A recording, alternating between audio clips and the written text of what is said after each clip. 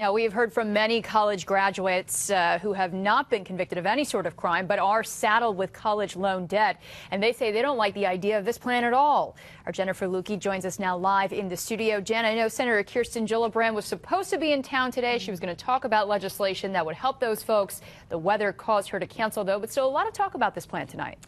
Yeah, Dory, the weather did cause the senator to cancel, but she wants to pass legislation that would allow those who are currently paying back federal student loans to refinance.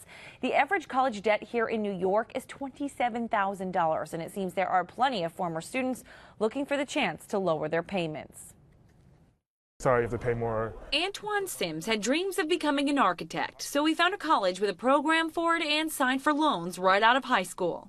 I go out to Buffalo and have a great time, a great experience out there. I learned a lot, but just by the third semester, everything just piled up too much. Like, I couldn't afford to stay, and I had to come home. Leaving school was one of the toughest choices he's ever had to make. Oh, one of the worst feelings in the world, but I was determined to go back. I was just saying, oh, this is just a brief hiccup. I'm coming back in the semester. I'll be back maybe in the fall. But that was 9 years ago. Sims still hasn't been able to go back. So at the moment, he's got $11,000 in loans and no degree to show for it. I'm like 28, but it feels like I'm like 18 and fresh out of high school. I don't have a house. I live in an apartment with roommates who are awesome, but it's like I really can't do anything else. Any other senators? The legislation being proposed would allow students like Sims who have federal student loan debt to refinance it and hopefully get a more manageable payment. But the plan's been on the table for nearly a year now. It seems obvious to everyone that there's a problem with student debt. Right. What is the problem with working on solutions? Why does it take so long, do you think? Well, it's a big ship to turn.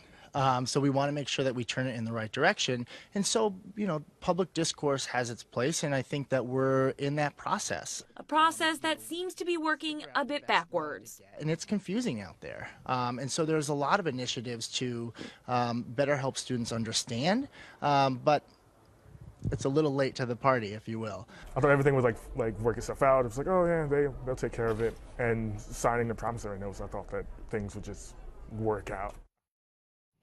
Unfortunately, that's what a lot of folks think. It'll all just work itself out. But then years later, when you're still paying and trying to find a job in a shaky economy, it becomes a real issue. Gillibrand's office says her legislation has been picking up steam in Congress over the past year. We, of course, will keep you posted. Dory. Yeah, it's just interesting to see the timing of this, Jen, of course, after hearing the governor's proposal yesterday. I'm curious, Antoine, you just profiled in the piece there. What did he think of the governor's plan to offer the inmates a free college degree while behind bars? Well, as you can imagine, he wasn't a big fan of the idea. He felt like law-abiding citizens should be the first on the list if the governor was going to hand out tax dollars for higher education. It's a sentiment we've heard from a lot of folks who are carrying a large amount of student loan debt themselves. Certainly is. All right, Jen Lewke live in studio. Thanks so much for that report. Greg? Money misspent on the Tappan Zee Bridge project.